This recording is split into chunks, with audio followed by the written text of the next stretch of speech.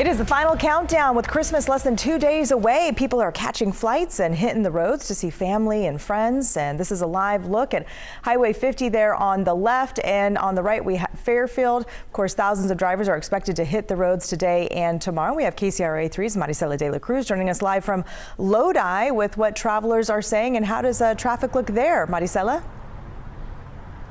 Yeah, well, we are right off of Interstate 5, and we can see all that traffic sort of picking up at the moment. You know, AAA is estimating about 113 million people traveling during this holiday season from December 23rd to January 2nd. And out of those, they're expecting about 102 million to do so on the road. We are outside a gas station where people have been happy about those lower gas prices. Now, we know that also CHP is beginning their Christmas maximum enforcement period tonight. That starts at 6 o'clock and it ends on Monday 26 at midnight. So last year, around this time of the year during the Christmas maximum enforcement period, CHP did report 28 people died.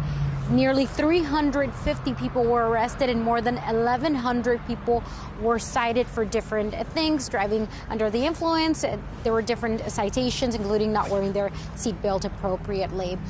For now, that's all we have live in Lodi. Maricela de la Cruz, KCRA 3 News. All right, Maricela, thank you. Just a good reminder of all the laws we're supposed to be adhering to every day of the year. And of course, as celebrations continue, the California Highway Patrol is beginning their maximum enforcement starting tonight. The period begins at 6:01 p.m. and goes until 11:59 Sunday night. According to CHP data, 28 people were killed in crashes during the Christmas maximum enforcement period last year. Officers also made 341 arrests for driving under the influence. Almost 1,200 tickets were given out for speeding. They warn if you will be out celebrating, make sure to have a designated driver or use a rideshare service, and always buckle up and drive safely. And of course, we also have the fog to add to all of that. Meteorologist Eileen Javora, this fog's been sticking around. Yeah, and you know, it could be very thick over the weekend. And the reason is we're actually going to see some warming temperatures above the valley floor. So what that does is kind of trap that cool, moist air in the valley. So it looks murky right now here in and around Sacramento, and looking north towards the Natomas area. There's the Sacramento River and I-5 moving along with traffic easily right now. And the good news is we didn't deal with as much thick fog as we did earlier this week in Sacramento. It kind of burned off. This is the satellite image, the visible satellite image. Just some patches of fog around Sacramento still. Down in the San Joaquin Valley, the fog not nearly as thick as earlier this week. And these high thin clouds have continued to stream over us. Right now, visibility anywhere 2 to 3 to 5 and 6 miles in the valley. So a little sunshine peeking through. And this is what it looks like in the high country. It'll look very similar in the coming days as folks are making their way up and over Donner Summit close to the Castle Peak area. But here's the big picture. We do have this ridge of high pressure that's going to be building in the coming days. So that does mean it'll be warming in the higher elevations, and we'll probably still deal with some valley fog over the weekend, and including on Christmas Day. We'll likely wake up to some fog. Temperatures may struggle to get into the 50s if we persist with that fog, but the foothills into the 60s on Christmas Day, even as warm as mid and upper 60s, and even the Sierra will be very mild as well on Christmas Day. And after that, big storm coming our way, Lisa, and we're going to have details on that ahead. All right, Eileen, we'll check back in with you. And weather also playing a large part in impacting holiday travel across the country.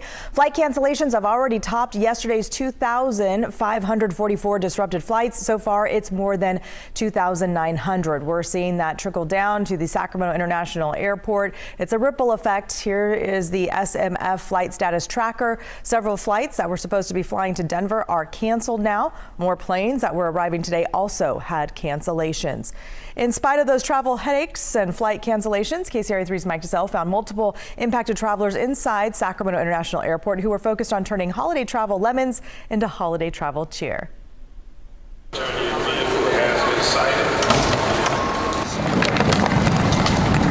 Amid the hustle and bustle of those checking in for holiday flights inside Sac International's Terminal B, there was also this, a string of would-be passengers strewn and stretched, spending the night, sleeping in baggage claim. What's it like hanging out in the airport? It's not fun. I would not recommend it. And that brings us to a story symbolized by Hazel the dog. Meet Christian.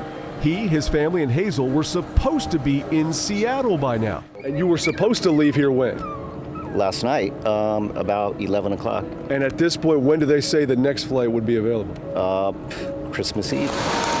And meet Terry and Lori. They too were headed through Seattle. Where are you supposed to be headed right now? Victoria, BC. And where are you headed instead? Home. In both cases, they were among the scores of people impacted by canceled flights. But when handed holiday lemons, they both still tried to make holiday cheer. For Terry and Lori, that meant rethinking the holiday menu at home in Carmichael instead of on a holiday adventure. The one thing that is your control is trying to figure out what's going to be Christmas dinner. So what do you think Christmas dinner is going to be? Could be grilled cheese sandwiches. Mac and cheese. With Who ham. knows? And for Christian's family, that means renting a car and now driving instead of flying for the holidays. Did you think you were going to get trapped in all this weather? Not at all. Not one bit. That was the least of our worries. Our worry was the dog at first. That dog, Hazel, now a symbol of making the best out of these holiday travel impacts. In Sacramento, Mike Tassell, KCRA 3 News. Got to keep a positive attitude. So where is the storm right now, Eileen? So it's now heading up to New England, and with it, the wind, the snow coming their way. And they've been in rain all morning long in Boston. In fact, it was in the 50s earlier. It was even near 60 in Philadelphia before the front went through, and it quickly dropped into the 20s and 30s. So this is what's left of that big storm, still snowing in parts of Michigan, upstate New York, and into New England. Eventually, some of this cold air is going to work its way in. But I want to take you to the Pacific Northwest, where they did have some delays, not all necessarily because of weather, but they had some rain and snow moving through the Pacific Northwest. Not going to be affecting us. It's going to stay very far to the north, but that bitter cold still causing the issues as well, because as it plunges down from Canada, it has the wind with it. So still getting gusts above 30 to even 40 miles an hour in some locations around the Midwest, as that bitter cold still gripping places like Minneapolis, Milwaukee, Chicago. These are the current wind chills. This is what it feels like on the skin right now. Feels like it's nearly 30 below zero currently in Chicago. Same thing in Minneapolis and Milwaukee and Cleveland. Even as far south as Memphis, it feels like it's below zero. It feels like it's in the 20s in New Orleans. Feels like 5 degrees in Atlanta, Georgia. That is incredible. Just check the FAA website. They're reporting 7-hour delays in and around Atlanta right now, Lisa. So still some headaches from all the cold, the wind, and the snow. Yeah, lots of headaches, but yeah, positive attitude will definitely help you through it. You can track the weather both here and across the country. Download the KCRA 3 app. We have an interactive radar. It tracks all of the storms going on right now in real time, and you can see which areas are being impacted the most, all from your smartphone.